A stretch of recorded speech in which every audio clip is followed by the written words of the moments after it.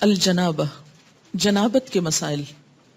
جنابت کہتے ہیں اس حالت کو جو احتلام یا جماع کی وجہ سے پیدا ہوتی، ناپاکی کی حالت۔ یاد رکھیے کہ ان مسائل کو پڑھتے ہوئے ہو سکتا ہے آپ بہت جھجکیں یا سنتے ہوئے بہت جھجک محسوس کریں۔ یہ قدرتی بات ہے، اللہ نے ہر ایک کے اندر ایک حیا رکھی ہے اور ان کو پڑھانا بھی ایک نہایت مشکل مرحلہ ہے۔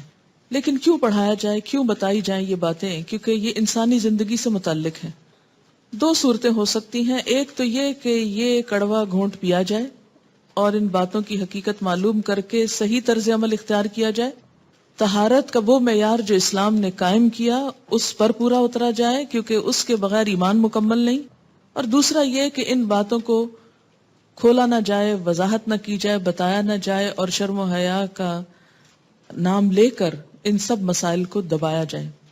2-4 روز پہلے کسی نے مجھے بتایا، ہائیلی کوالیفائڈ لڑکی کے بارے میں، کہ اس نے سوال کیا کسی درس دینے والی سے، اور سوال اس بات کے بارے میں تھا کہ وضو کن کن چیزوں سے ٹوٹتا ہے۔ جب اس کو بتایا گیا تو وہ بڑی حیران ہوئی کہ کیا اس سے وضو ٹوٹ جاتا ہے، اور وہ حالت بالکل ایک نارمل حالت ہے جس کا وہ ذکر تھا۔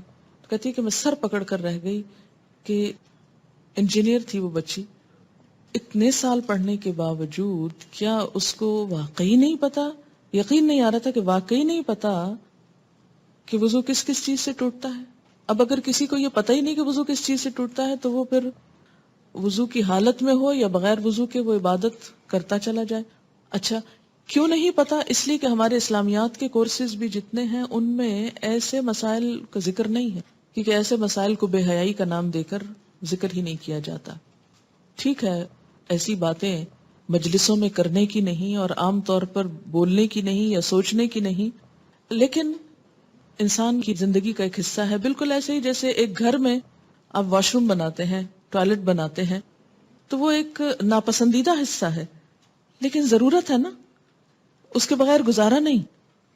تو اب اگر کوئی شخص بہت خوبصورت گھر بنائے اور وہ اس بات پہ فخر کرے کہ میں نے اس میں ٹوائلٹ نہیں بنائی اس لیے کہ وہ بہت گندی جگہ ہوتی ہے اور میں تو بالکل ناپسند کرتا ہوں کہ کوئی گندی جگہ میرے گھر میں ہو، اور اس کا تو ذکر کرنا ہی ناپسندیدہ ہے، اس لیے میں نے اپنے نقشے سے ہی اس کو نکال دیا ہے، تو ایسا بھلا کس طرح ہو سکتا ہے؟ بالکل اسی طرح جو لوگ ان باتوں کو دین کا حصہ نہیں، دین کے نقشے سے غائب کیے ہوئے ہیں اور پھر سمجھتے ہیں کہ وہ سب ٹھیک کر رہے ہیں، تو یہ درست نہیں۔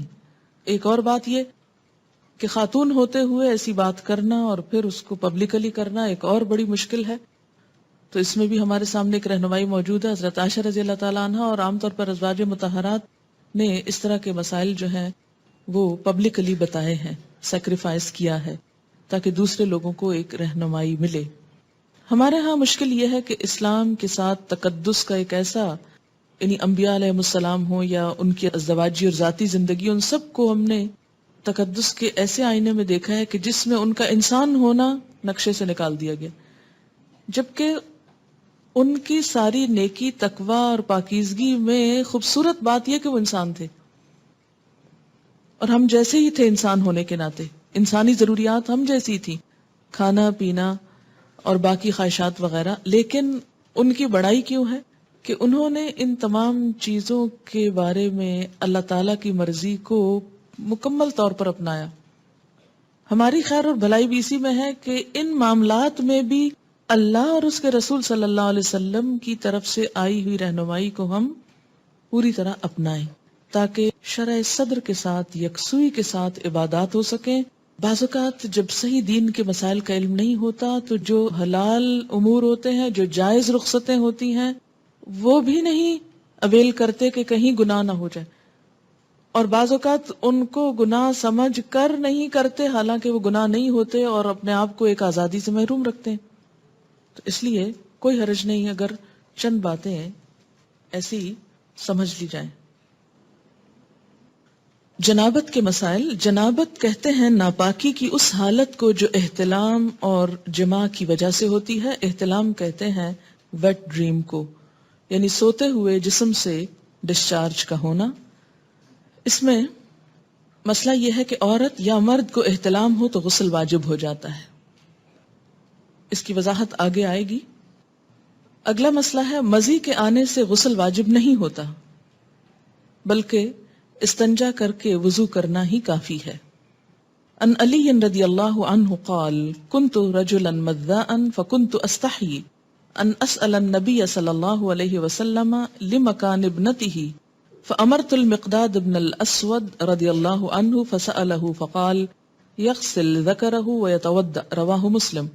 حضرت علی رضی اللہ تعالیٰ عنہ کہتے ہیں کہ مجھے مزی کی شکایت تھی. مزی ہوتا ہے عام حالات میں ویٹ ڈسچارج ہونا.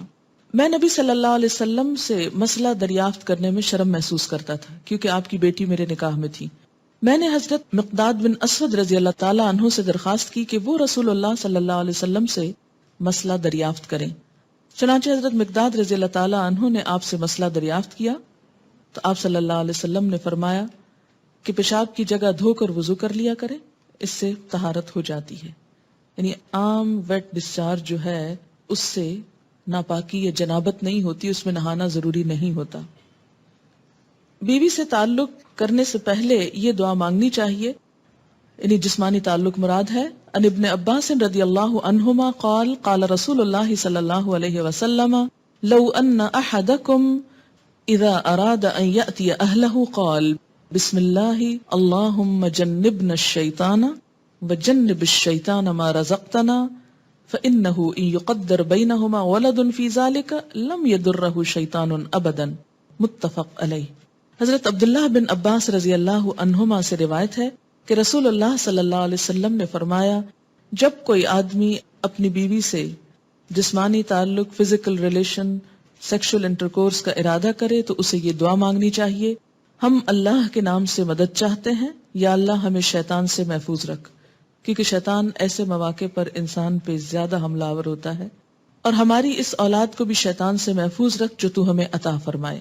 یہ دعا پڑھنے کے بعد والدین کو اللہ تعالیٰ جو اولاد دے گا وہ شیطان کے شر سے ہمیشہ محفوظ رہے گی.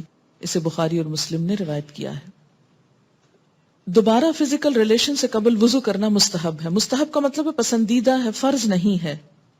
عن ابی سعید الخدری رضی اللہ عنہ قال قال رسول اللہ صلی اللہ علیہ وسلم اذا اتا احدکم اہلہ ثم اراد ان یعود فلیتوضأ رواہ مسلم. حضرت ابو سعید خدری رضی اللہ تعالیٰ عنہ کہتے ہیں کہ رسول اللہ صلی اللہ علیہ وسلم نے فرمایا جب کوئی آدمی اپنی بیوی سے تعلق قائم کرے پھر دوبارہ کرنا چاہے تو پہلے وضو کرے. یعنی ایک دفعہ کے تعلق کے بعد ضروری نہیں کہ نہایا جائے، اگر اس کے کچھ عرصے بعد دوبارہ تعلق کی ضرورت ہو، مثلا یعنی ایک رات ہو سکتی ہے.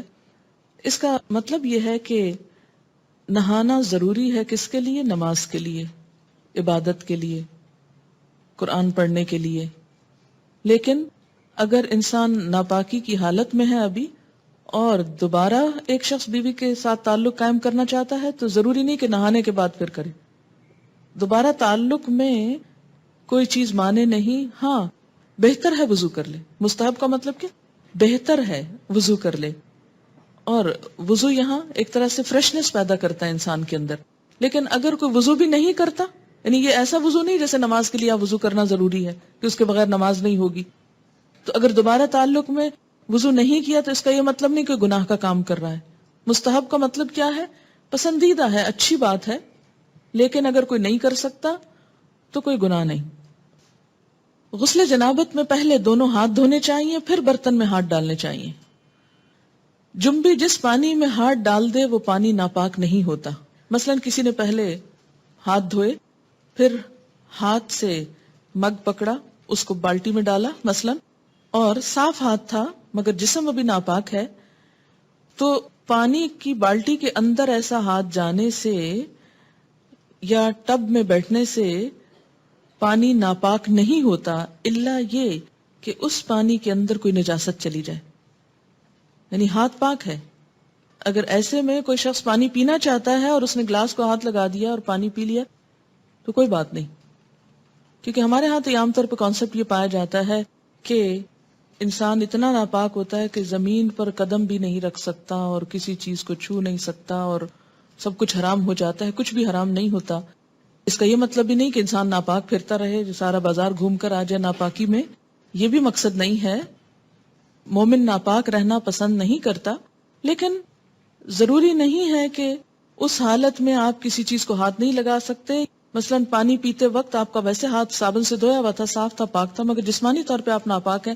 مثال کے طور پر اگر پانی کے اندر کوئی چیز اچانک چلی جاتی ہے اور آپ ایک انگلی کے ساتھ اس کو ہٹانا چاہتے ہیں اور اس کے بعد اس پانی کو پینا چاہتے ہیں، پی سکتے ہیں.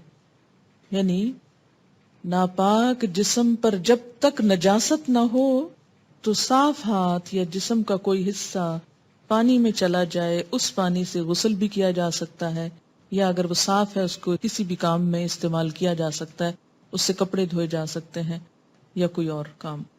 ان ابن عباس رضی اللہ عنہما قال اغتسل بعض ازواج النبی صلی اللہ علیہ وسلم فی جفنة فجاء النبی صلی اللہ علیہ وسلم لیتودأ منها او یغتسل فقالت له یا رسول اللہ انی کنت جنبا فقال ان الماء لا يجنب.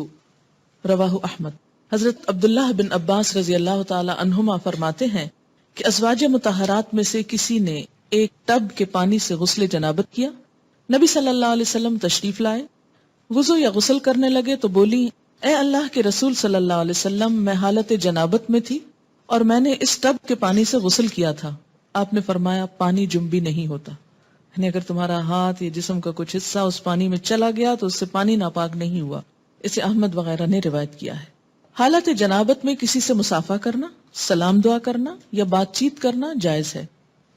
عن ابی ہریرہ رضی اللہ عنہ ان النبی صلی اللہ علیہ وسلم لقیہ فی بعض طریق المدینۃ وہو جنب فانخنست منہ فذهب فاغتسل ثم جاء فقال این کنت یا ابا ہریرہ قال كنت جنبا فکرہت ان اجالسک وانا علی غیر طہارۃ قال سبحان اللہ ان المؤمن لا ينجس. رواہ البخاری. حضرت ابو ہریرہ رضی اللہ تعالی عنہ کہتے ہیں کہ مدینہ کے کسی گلی میں ان کی نبی صلی اللہ علیہ وسلم سے ملاقات ہوئی. اس وقت حضرت ابو ہریرہ جنبی تھے، چنانچہ وہ وہاں سے کھسک گئے، جا کر غسل کیا، پھر خدمت اقدس میں حاضر ہوئے. آپ نے پوچھا، ابو ہریرہ تم کہاں چلے گئے تھے؟ حضرت ابو ہریرہ نے عرض کیا، میں حالت جنابت میں تھا، لہٰذا میں نے آپ کے پاس اس حالت میں بیٹھنا اچھا نہ سمجھا. آپ نے فرمایا سبحان اللہ، مومن کسی بھی حالت میں ناپاک نہیں ہوتا. اسے بخاری نے روایت کیا ہے. یعنی اگر ایسی حالت میں مثلا کوئی مہمان آ گیا ہے یا بچہ رو رہا ہے یا کوئی اور ایسا دنیا کا ضروری کام پڑ جاتا ہے انسان کو، کوئی ٹیلی فون آ جاتا ہے، بات کرنی پڑ جاتی ہے، تو کسی بھی کام میں حالت جنابت مانے نہیں. حالت جنابت مانے ہے کس میں؟ عبادات میں. لیکن یاد رکھیے اس کا یہ مطلب نہیں کہ انسان ناپاکی میں ہی گھومتا پھرتا رہے بے وجہ، جلد از جلد پاک ہو، لیکن یہ سمجھنا کہ نہیں میں اچھوت ہو گیا، اب کسی کے سامنے نہیں جا سکتا یا کسی سے بات نہیں کر سکتا، تو ایسی بات نہیں ہے. حالت جنابت میں کھانے پینے کے لیے ہاتھ دھونا کافی ہے، البتہ وضو کرنا افضل ہے. ان عائشہ رضی اللہ عنہا ان النبی صلی اللہ علیہ وسلم کان اذا اراد ان یأکل وهو جنب غسل یدیہ. رواہ ابن ماجہ. حضرت عائشہ رضی اللہ تعالی عنہا کہتی ہیں کہ رسول اللہ صلی اللہ علیہ وسلم حالت جنابت میں کوئی چیز کھانا چاہتے تو پہلے اپنے ہاتھ دھو لیتے. اسے ابن ماجہ نے روایت کیا. یعنی حالت جنابت میں کھا سکتے ہیں، اور خاص طور پر جیسے رمضان کا مہینہ ہے، یعنی رمضان میں اگر کوئی شخص حالت جنابت میں اٹھتا ہے، سحری کا وقت ہے، سحری کھا سکتا ہے اور کھانے کے بعد نماز سے پہلے نہا سکتا ہے.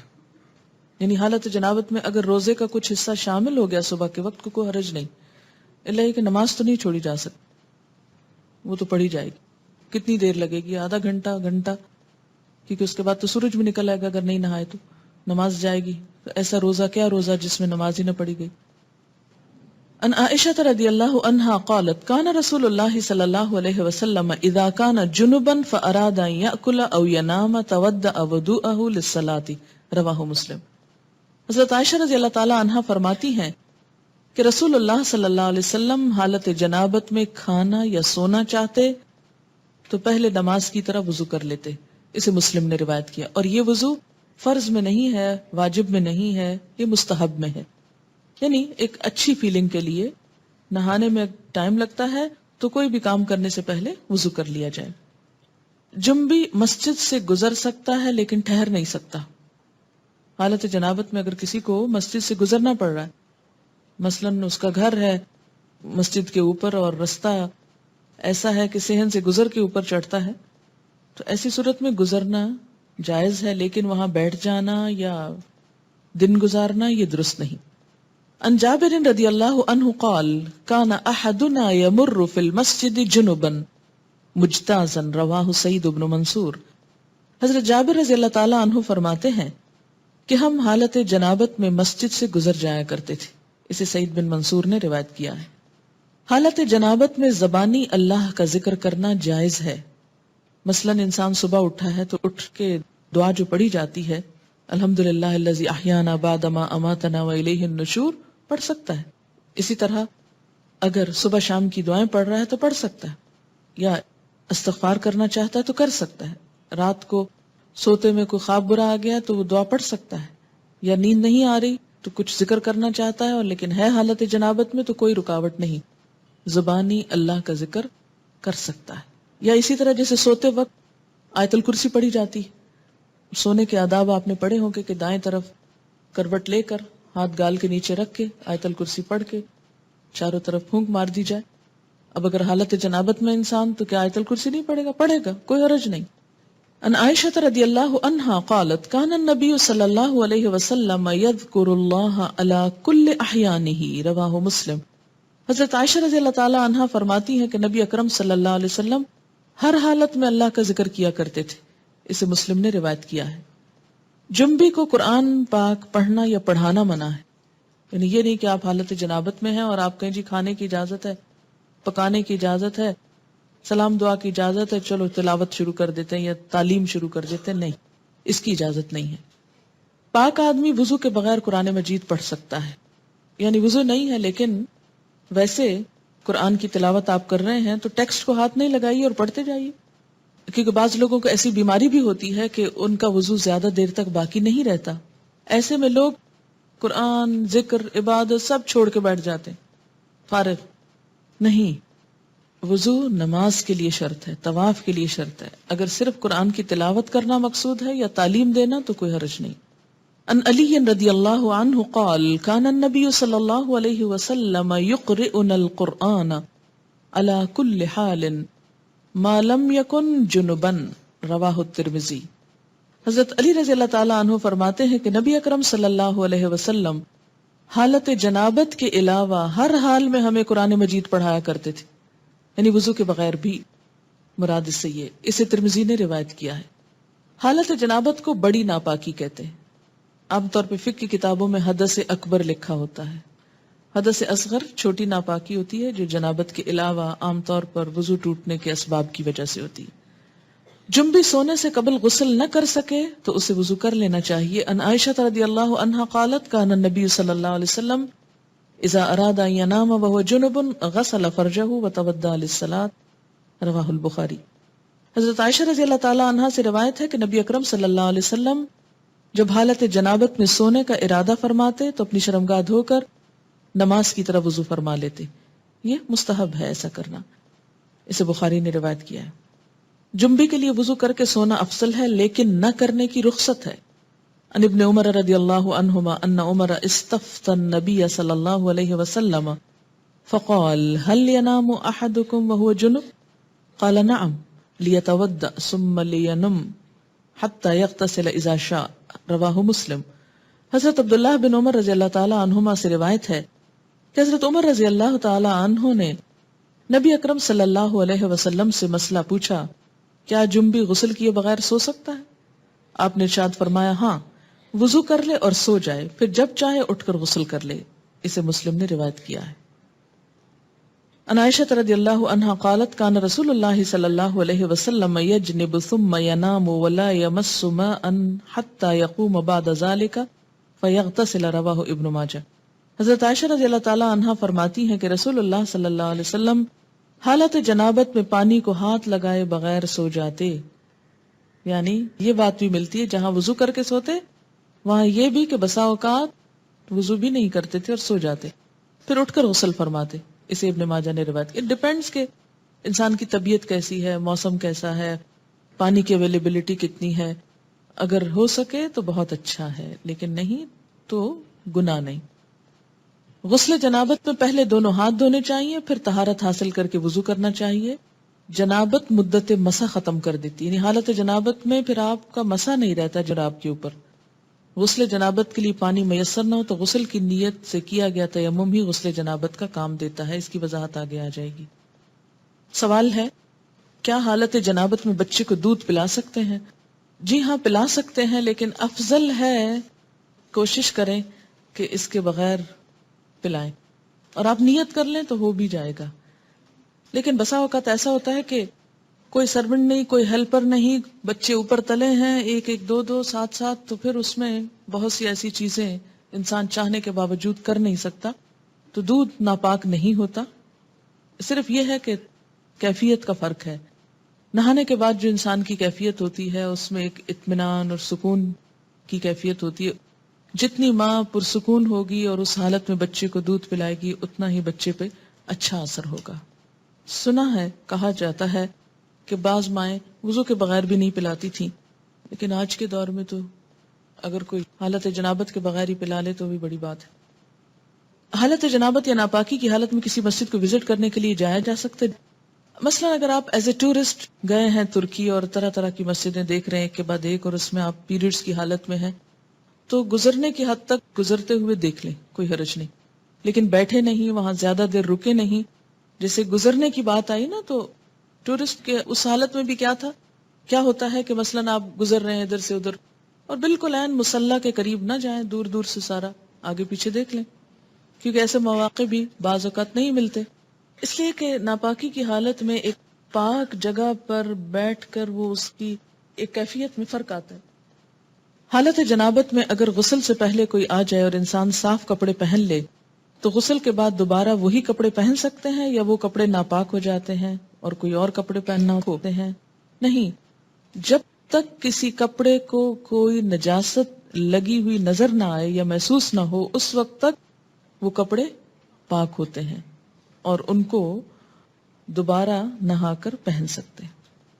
ہم نے آج تک ایسے مسائل کا ذکر اپنے گھروں اسکولوں میں کبھی نہیں سنا، اس لیے آج یہ پڑھتے ہوئے بہت مشکل پیش آ رہی ہے. اب آپ پڑھاتی ہیں تو بہت سی ٹرمز ایسی ہیں جو کبھی سنی ہی نہیں یا سمجھ ہی نہیں آ رہی. مثلاً احتلام کیا ہوتا ہے؟ یہ ٹرم تو کبھی اردو یا انگلش میں سنی ہی نہیں، لا حول ولا قوت. تو کبھی اردو یا انگلش میں اس طرح مزی ویٹ ڈسچارج کیا ہوتا ہے؟ میں ان میرڈ ہوں، شاید اس لیے بھی چیزیں مجھے سمجھ میں نہیں آ رہی. نہیں، مزی اور احتلام کا تعلق میرڈ یا ان میرڈ ہونے سے نہیں ہے. احتلام ہوتا ہے نیند کی حالت میں کوئی ایسا خواب انسان دیکھے کہ جس کے بعد وہ کافی مقدار میں ویٹ ڈسچارج اپنے جسم پر پائے، اور ایسا گمان ہو جیسے خدا نخواستہ سوتے ہوئے پیشاب نکل گیا ہے جسم سے. ٹھیک ہے، خواب یاد ہو یا نہ ہو. جیسے لیکوریا کا ڈسچارج تو خواتین کو عام طور پر معلوم ہی ہے کہ کس طرح ہوتا ہے. جیسے لیکوریا کا ڈسچارج ہوتا ہے ایسے ہی اس سے ذرا زیادہ مقدار میں ڈسچارج جو ہے وہ محسوس ہو سوتے وقت، وہ احتلام ہوتا ہے. یعنی احتلام کا تعلق سونے سے ہوتا ہے، نیند سے. ایک صحابیہ ہیں، وہ حضور صلی اللہ علیہ وسلم کے پاس یہی مسئلہ لے کر آئیں. کہنے لگی، اے اللہ کے رسول صلی اللہ علیہ وسلم، کیا عورتوں کو بھی احتلام ہو سکتا ہے؟ یعنی عموماً یہ مردوں کو ہوتا ہے، لیکن کیا عورتوں کو بھی ہو سکتا ہے؟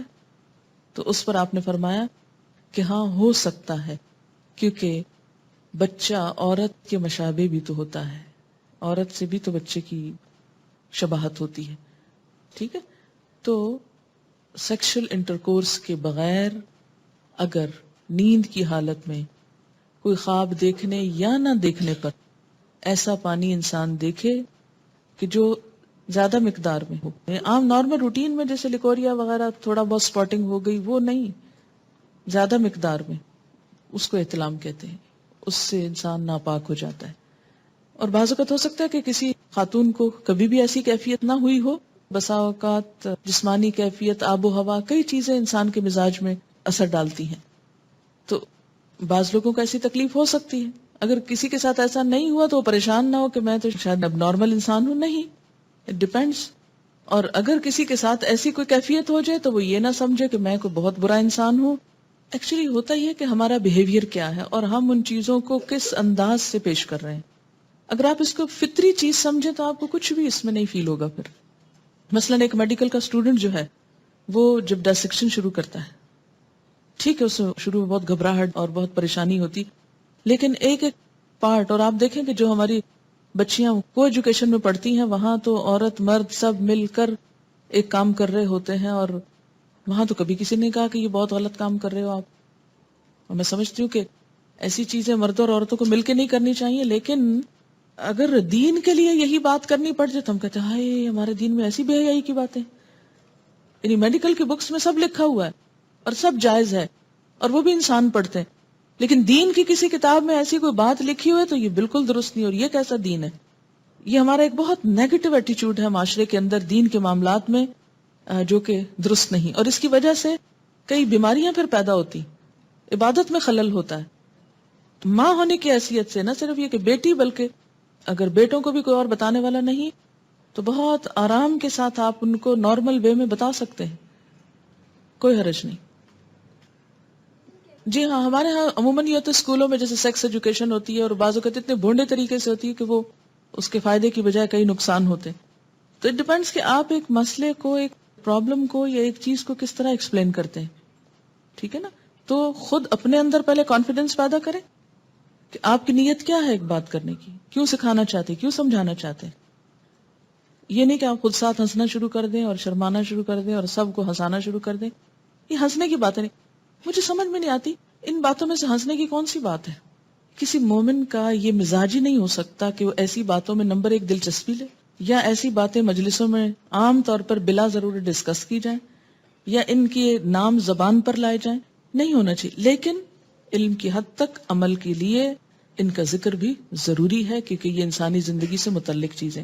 مزی عام طور پر لفظ جو ہے یہ ویٹ ڈسچارج جیسے لیکوریا ہوتا ہے ایسے ہی ہوتا ہے، لیکن یہ جاگتے ہوئے ہوتا ہے، یہ نیند کی حالت میں نہیں، یہ جاگنے کی حالت میں ہوتا ہے. اور اس میں عموماً ایسا ہوتا ہے کہ مثلا کوئی ایسا سین آپ نے دیکھا ہے ٹیلی ویژن میں، یا ایسی کوئی کتاب پڑھی ہے، یا کوئی بھی ایسی چیز کہ جس سے جسم کے اندر خلل آتا ہے، یعنی انسان کے ایموشنز جو ہیں وہ ڈسٹرب ہوتے ہیں. تو ایموشنز کے فرق سے یہ ڈسچارج ہوتا ہے. یعنی لیکوریا جو ہوتا ہے بغیر ایموشنز کے ہوتا ہے، لیکن یہ ایموشنل کیفیت کے ساتھ ہوتا ہے. ایموشنل کیفیت کے ساتھ جو ویٹ ڈسچارج ہوتا ہے اس سے استنجا بھی لازم ہے اور وضو بھی لازم ہے، لیکن نہانا لازم نہیں. وہ بھی ہو سکتا ہے کوئی سائیکولوجیکل پرابلم ہو سکتا ہے یا کچھ بھی اس کو نام دے سکتے ہیں. لیکن مزی میں لفظ آپ یوں سمجھے جیسے مزہ لفظ ہے نا، یہ اسی سے نکلا ہے یہ لفظ. ٹھیک ہے. ایک بچی کی ریسنٹلی شادی ہوئی، اس نے ایک میل مجھ کو کی، وہ اس قدر بیچاری پریشان، چھوٹی سی عمر کی بچی تھی، شادی ہوگی، اس کو شاید پہلے سے کسی نے کچھ نہیں بتایا، نہ ماں بتاتی نہ کوئی اور، جو ضروری چیز ہے وہ کوئی نہیں بتاتا اور فضول میں بہت کچھ پڑھ لیتے.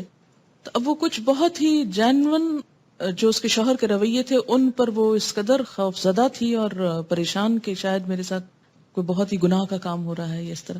تو ایسا کیوں ہے؟ اس لیے کہ یا تو اس کو اتنا چھپایا گیا اور بتایا ہی نہیں گیا، یا یہ ہے کہ بلو پرنٹس بچے چھپ چھپ کے دیکھیں تو ماں باپ کو خبر نہ ہو. ان رویوں میں بہت نارمل اور بہت فطری انداز میں، نیچرل انداز میں آپ کو بہیو کرنے کی ضرورت ہے. سوال ہے، مزی والا کپڑا دھونے کا موقع نہ ہو اور گھر سے باہر کسی ایسی جگہ پر ہو کہ بدل بھی نہ سکے اور نماز کا وقت آئے تو کیا نماز پڑھ سکتے ہیں؟ اس میں ہر انسان کو اپنی کیفیت کا پتہ ہوتا ہے. یہ بالکل ایسے جیسے لیکوریا کا ڈسچارج ہے، تو اس میں ڈسچارج کے بعد استنجا ضروری ہے. اگر استنجا کرنا ہے آپ کو تو پھر دھونے کا موقع کیوں نہیں آخر؟ اور آگے آپ انشاءاللہ ڈیٹیل پڑھیں گے کہ بعض اس طرح کے سپاٹس جو ہیں وہ صرف کھرچنے کریدنے سے ہی، یعنی ان کو اگر رب کر دیا جائے اور جھاڑ دیا جائے تو وہ صاف ہو جاتے ہیں. کیا جنابت کی حالت میں کھانا تیار کیا جا سکتا ہے؟ جی بالکل کیا جا سکتا ہے. ایسا ہے کہ اگر آپ اپنے بچوں کو کوئی چیز بول کے نہیں ایکسپلین کر سکتے کہ جھجک آتی ہے اور بڑے ہو گئے ہیں یا کچھ، تو لکھ کر دیجئے. جاگتے ہوئے اگر کچھ خیالات کے بعد اگر کم ڈسچارج، بات یہ ہے کہ کم ہو یا زیادہ ہو، جو ڈسچارج ہے اس کے لیے استنجا اور وضو دونوں ضروری ہے. ایک لڑکی کی ماں نہ تھی، چچی اور کچھ آنٹیز رہتی تھی. جب اس بیچاری کو پیریڈز ہوئے تو اس نے بھائیوں کو بتایا، کیونکہ بھائیوں سے چھوٹی تھی. وہ بھائی پریشان ہو گئے، ڈاکٹر کے پاس لے جانے لگے. تو لڑکی کے والد جب گھر آئے تو انہوں نے چچی سے کہا اور اس طرح. تو وہ یعنی بعض اوقات ایسی چیزیں پھر بہت امبیرسمنٹ کا سبب بن جاتی ہیں نا، کہ جب بچوں کو آپ ماں نہیں بتا رہی جو ان کی سب سے بڑھ کے خیر خواہ ہے، تو پھر وہ کیا کرتی ہیں، سہیلیوں سے پوچھتی ہیں، اوروں سے پوچھتی ہیں، ادھر ادھر سے کوئی ان پہ ہنستا ہے، کوئی مذاق اڑاتا ہے، اور یہ ساری زندگی چیزیں خوف کی چیزیں بن کے رہ جاتی ہیں. تو اس سے بہتر ہے کہ وہ اوروں سے جا کے پوچھیں، کیوں نہ آپ ان کو بتائیں خود. بیڈ ڈسچارج میں کیا کپڑے چینج کرنا یا دھونا ضروری ہے؟ اگر آپ کہیں باہر ہو یا آپ کو فیل ہی نہ ہو، دیکھیے کہ اس کیفیت کا تعلق ہی فیلنگ کے ساتھ ہے. اگر فیلنگ ہی نہیں ہے تو جسٹ نارمل بات ہے. یعنی بعض لوگ اسٹرانگ ہوتے ہیں اور ان کو چھوٹی چھوٹی باتوں پہ فیلنگ نہیں آتی ایسی، تو ان کو پریشان ہونے کی ضرورت نہیں. تو پھر کیا بغیر وضو کے نماز پڑھ لیں؟ جی ہاں، جب فیلنگ ہی نہیں ہے تو پھر وضو کی ضرورت ہی نہیں، پھر نماز بھی پڑھ سکتے ہیں. ٹین ایجر لڑکوں کو اگر احتلام ہو تو نہانا واجب ہے. جی ہاں، یہی تو اب تک رونا رویا گیا ہے کہ اس سے غسل واجب ہو جاتا ہے، لازم ہو جاتا ہے، نماز نہیں ہوتی ہے. لیکن کتنے ہمارے ٹین ایجرز کو پتا ہے؟ یہ بھی دیکھ لیجئے. کیا احتلام سوئے بغیر بالکل نہیں ہو سکتا؟ نہیں، احتلام نیند کے ساتھ اس کا تعلق ہے، چاہے خواب دیکھا جائے یا نہ. اس کا روٹ کیا ہے؟ جائیے اس پہ ذرا. احلام، ہے لام میم حلم، خواب. تو اسی سے باب افتعال ہے، احتلام، خواب دیکھنا.